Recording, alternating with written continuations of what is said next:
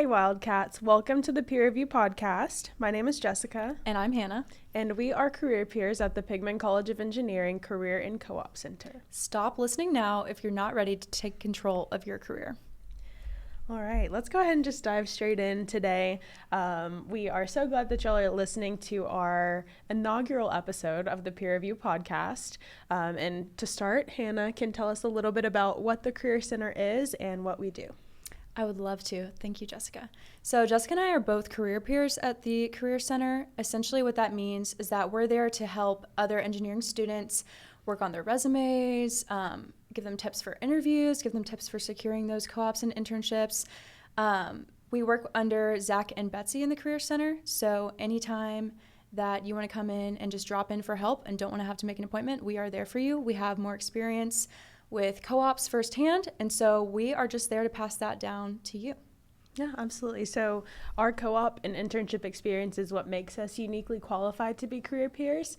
So I want to give you guys a little bit of backstory about my experience, and then Hannah can do the same for hers as well. So I did my first co-op in fall of 2022 with GE Appliances out in Louisville, Kentucky. And I was working as an area business leader, which is essentially operations management. So for those of you who aren't familiar with that, as a 19-year-old, I was basically thrown onto an assembly line to manage 90 plus operators, deal with any conflicts that interfered with production.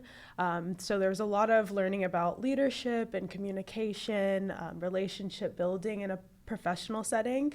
And then that co-op prepared me for my second role. So I went back to GE Appliances the following summer and I worked on their central lean team. So I got to do a bunch of process engineering, essentially continuous improvement work across all different product types. And then my last experience, I worked at Procter & Gamble out in Cincinnati, where I was working for Pampers, doing some research and development on a really cool, innovative product they just released a few months ago. So essentially my role in that was finding a way to improve their asset tracking and data collection processes so that they could make sure that the rollout went smoothly. Wow, that's very impressive. Thank you. Very cool. I'd give yourself a round of applause that your product just came out. Let's do Something it. that you were working on. No, it's honestly the best feeling to be able to go into the store and see a product on the shelf that I had a hand in bringing to the market. And that's so incredible. And you wouldn't have gotten there without that first experience with GE Appliances. Exactly. So I love it. I went down a completely different route, which honestly is great because we're both chemical engineering and it's just a very versatile major. So I started out doing an internship with a smaller company based in Austin called Legendary Milk, and I was working in marketing and product development. So I was doing a lot of spreadsheeting as well as just design ideas for different products that they were letting me kind of drop my opinion into. And then I secured a role in a co-op the spring semester of my sophomore year with Marathon Petroleum. And that was in Catlettsburg, Kentucky. So that was an amazing time. Made one of my best friends working there. She was my roommate. And I had no experience really in technical engineering, and I had only taken process principles. So I got dropped into that role. Thankfully, I had an amazing mentor who I think just now completed his MBA at Harvard. Wow. But he's very cool. Anyways, so I was dropped into that role, and my supervisor, my mentor, were really there to help us. All you had to be willing to do was put in the work. So I had an amazing time working in tech services, so I was more of a unit engineer, and my mentor passed down really fun projects to me. So I was working on test plans with the operators. So at the age of, again, 19, I was out there directing these men who knew a lot more about the unit than I did, but I did my best to learn up on it. And I got to write these post memos about all these projects that I did. And I, of course, was learning other technical skills that ended up showing up in my classes later, which could have used those before, but it was really cool to have like the applicable experience before I went into those courses, because then I found myself to be more invested in it as well.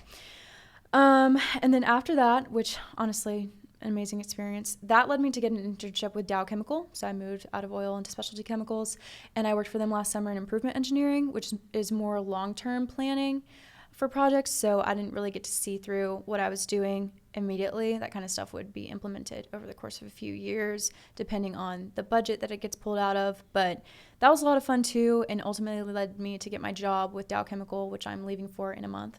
So sad. But I will be a production engineer in Hanville, and I'll be living in New Orleans. So I'm very excited. All right. Well, I will be so sad to see you go, but quick round of applause for just securing that opportunity so early on and all the success that's to come for you. Oh, thank you. I appreciate it, Jessica. I did want to touch on another thing that you mentioned as well. You talked about how your internship with Marathon showed you some of the principles that you ended up learning later on in classes. Right. And that's another benefit of co-ops that some people don't think about so much, but getting that exposure to like a real life system, a real life process, and being able to learn how things look in actuality rather than conceptually, because engineering as a whole, but specifically chemical engineering too, can be so highly conceptual in your classes and stuff. And so sometimes it's hard to grasp what exactly those concepts are. Very much so. But having that real life experience in industry, being able to contextualize the things that you're learning is a really great benefit. I would say specifically it applied. I was better able to understand separations for sure, reactor design, all of those things were immediately applicable, especially controls too. I kind of just understood the purpose of these courses.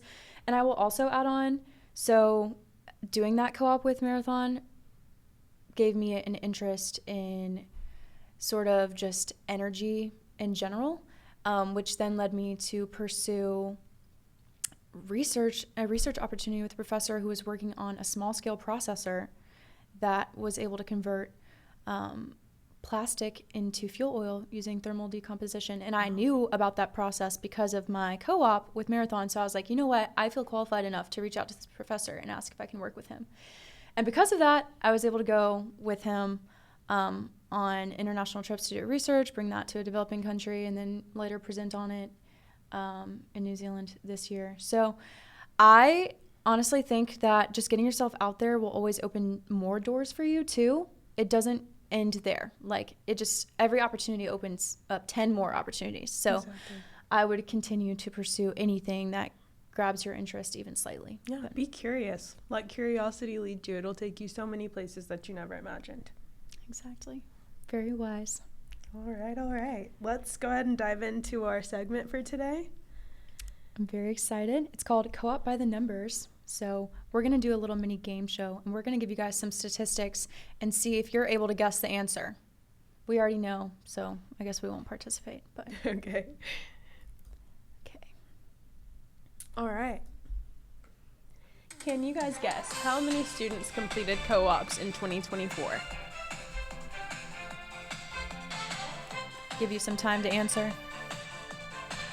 All right. 169. Okay. Wow. That's quite a few. It is, and we'd love to see you guys increase that number. Yeah, next considering year. We have, 3,000 undergrads in the College of Engineering roundabout?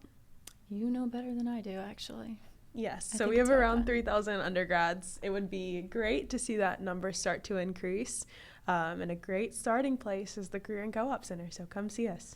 I would like to see it be actually more than 3,000 next year. If possible, I want impossible numbers. Yes, 110%.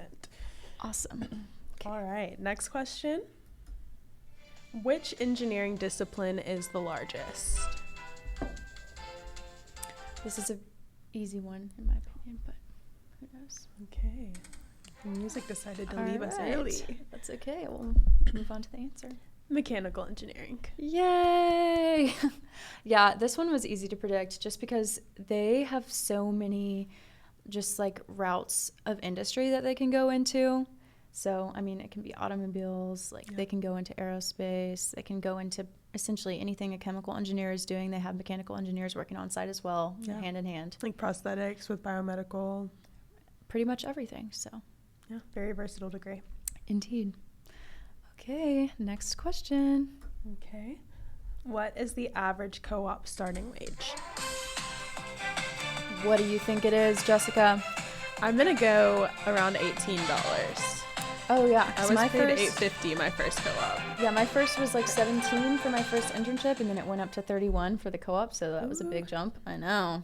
That's nice. Keep in mind, you guys, this is starting co-op wage. Yes. So it only goes up exponentially from here. All right, so in the 2024 to 25 school year, it was $23.55 for that starting co-op wage. Pretty high, if I do say so myself. I would not actually have been able to afford rent all 4 years of college if I did not complete internships and co-ops. So thank you to engineering for these amazing opportunities. Yes. Love it. Okay. Alrighty, next question. What percentage of students graduate with experience? What's your guess, Hannah? I would say definitely more than half. What about More you? than half? I'll guess around 65%. All right. Wow. 84.5. That's a pretty high number. And that's any sort of experience, right? So research, internships, or co-ops, I believe. I think so as well. Yeah. All those things are great. I will say I do lean towards co-op and internship experience when it comes to working a role in industry afterwards, but Absolutely. this is a pretty incredible number. So also would like to see that go up next year, you guys, maybe to 110. All right. Oh, that's it. That was our last question, but Okay. we can go ahead and add any thoughts that we have after going through that if we'd like to, because I know that sparked up some interesting ideas for me that I would like to share with Go our ahead. potential viewers. So let's go ahead and see. I will say too, I was thinking, I know that I didn't really mention this as well, but I kind of wanted to go into depth about what it's actually like securing the internships and co-ops that we got, because I know that we brought them up, but we didn't really go into detail about how we got there. We just said that, we went and did this. So I will say the first internship that I had was just through networking with people that I knew. So we'll touch base on this a little bit more in another episode, but I think Zach mentions it. But you want to reach out to who you know and kind of leverage those connections, especially in the beginning, initially, because whatever gets you that first experience is like a launch pad that will just put you into satellite, and then you can just land wherever you like, because that is really what gets you off the ground. So that's how I got my first internship. And then my first co-op I actually got through the career fair. So I started going to the career fair as a freshman, which I highly recommend, because you can start building those connections, networking a little bit, and kind of get a feel for what to expect. And then you'll be much more comfortable going there to actually maybe get a role the next year. And I was talking to all the different tables, including a gentleman from Marathon, and they ended up reaching out for an interview, and that's how that process went. I was very glad that they reached out. I think that, it was my hilarious sense of humor that landed me the role. But She was a personality hire, but she can back it up. I hate to say it, but it was largely implied that I was a personality hire at first. But I will say I proved myself in that role. So if you are a personality hire, give yourself the chance to really prove your worth, because it can be done, and it was done. So Absolutely. you don't just have to be a personality hire. And then the last role I got essentially handed to me because any previous experience with great companies and co-ops and internships will get you, it'll give you a much easier time landing any sort of future role. But Yeah. What about you? So for my experience, my first co-op I got at a diversity networking night that's hosted by SWE and NSBE. I believe SHIP has been a sponsor in the past as well. But they host a networking night the night before the career fair, where you get a little bit more of a casual interaction, I guess, with employers. There's fewer people there. And so I had gone to the Career Center a couple of days before, and I sat down with Zach, and he helped me revamp my high school resume, and I went on a mission those next couple of days at the networking night and the career fair to pass out my resume to anybody that would give me the time of day. And GE Appliances liked what they saw, and I got an interview a couple of days after the career fair, I believe, and that was pretty much that. And so my second internship was a return offer from them. So at the end of my first co-op, they liked the work that I had done, and I received a return offer for the following summer. And so after getting 2 rotations with that company under my belt, I decided I wanted to see different ways that I could apply my degree. And so I sought out research and development positions, and I had an interest in Procter & Gamble. And so I had talked to recruiters from P&G at the career fair, at conferences for NSBE as well. So I had been building my network within that company for about a year prior to getting that job. And actually, the first time I interviewed with P&G was about a year before I received an offer to come work for them. And that first interview didn't go well. I didn't do nearly enough preparation, and I didn't walk in feeling very confidently about what I had to offer. But then I was lucky enough to receive coaching on interview prep from somebody that worked there. And like I said, I started building my network of people there who saw the potential in me and wanted me to succeed regardless of whether it was with that company or not. And so I ended up doing another interview with them, passed that, and got an offer for an internship for last summer. Wow, that's amazing. Yeah. I'm very impressed with the way that you just didn't give up, because honestly, this is so cheesy, but somebody defined this to me the other day where they said something like, there's no such thing as failure unless you just quit trying. So I like that. And I'd like to point out too, Jessica mentioned that she went to Zach for assistance before securing one of those roles. I also did go to the Career and Co-op Center before my first co-op because I wasn't sure what to expect, and I didn't know anything about co-ops or about how to work through it with your schedule, which it's very doable, by the way. Don't be afraid of taking off a semester. You can get things sorted out. And Zach was who helped me realize the potential that this experience would have for me and for my career. And if I hadn't taken it, I definitely wouldn't have ended up having an internship with the company that I'm now going to go work for. And I definitely would have had an offer from Marathon either. And both of those were opportunities that I'm beyond grateful for. So I'm also grateful to just everything that in the universe that pulled me to the Career Center to go and get that sorted out. But thankfully, you guys have us to tell you what an amazing resource it is. And when it comes to interviews as well, we do on our website. If you look up Engineering Career Center, or it's pigmancareers.uky, right? You will also find that online. We do have career development. We have a career development tab that has resume templates, interview resources. There's AI practice as well, which is very helpful. So if you're feeling like Jessica with her first interview with Procter & Gamble and you feel underprepared, we do have resources to help you, or you can come in to talk to a career peer or Zach and Betsy. But absolutely. And I just do want to drive home the point that the earlier you come into the center to kind of understand what your path may look like and get your footing in, beginning your professional journey, the better. Because Hannah is one of the rare cases where she's a chemical engineer, she did a co-op, and she's still graduating in 4 years. And I think a big part of that is the planning that you did to make sure that you're taking certain classes each semester so that you stayed on track for a 4-year graduation. But I will say there's no shame in doing a 5-year track as well. That's what I'm doing with my program. But it kind of just depends on what you want to get out of your experience. So the sooner you come in, the better that you can plan for your journey. And I will say, it is not always doable doing it in 4 years. That was just the stars aligning. I had to pay for summer classes for 2 summers in a row. It's very time consuming. I had to do that while doing an internship. It was very expensive.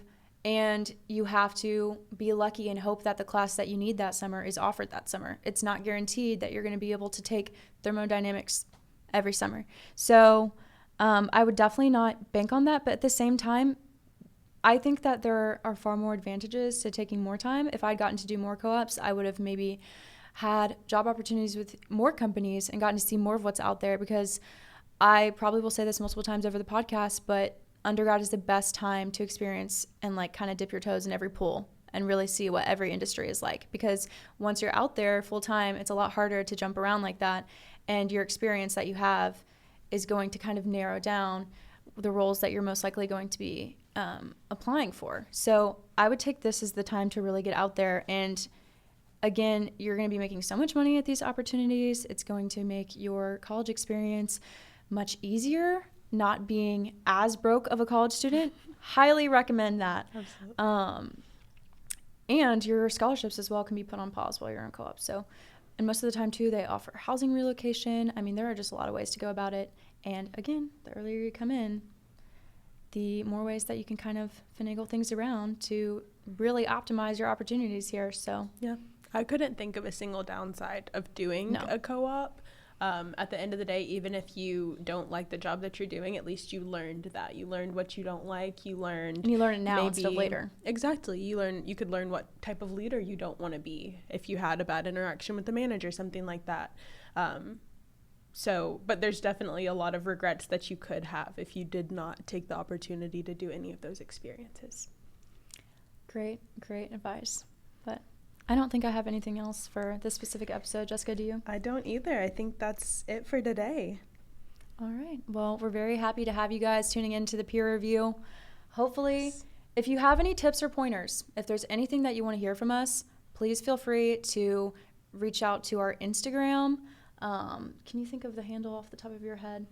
I think it's UKY ENG Careers. I think that's right. So, or you can come into the Career Center and figure it out, and we'll give it to you as well. But you also can feel free to just kind of leave us a message, leave us a note, and let us know what you'd like to hear. We'll be posting polls on that Instagram and the UK Engineering Instagram as well, UKY Engineering. Also reposts those. So if you don't have our Instagram, you'll be able to find it there if we post a story highlight and ask you guys for your advice on what you'd like to hear. Absolutely. Thank you guys again for tuning in to our very first episode of the peer review. We're so glad that you listened through to the end. And we can't wait to see you next time. Have a good day. Bye. Bye.